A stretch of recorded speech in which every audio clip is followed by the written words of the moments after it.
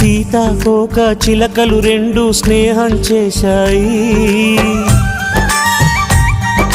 సీతాకోక చిలకలు రెండు స్నేహం చేశాయి. ఆ స్నేహంతోనే గుండెల చాటున ప్రేమను దాచాయి. మనసులు విప్పాలా,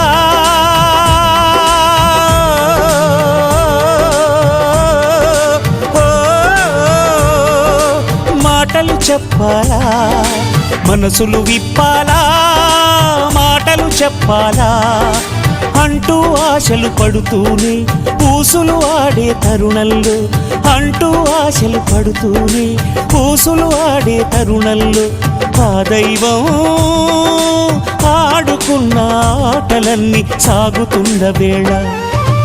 ఓ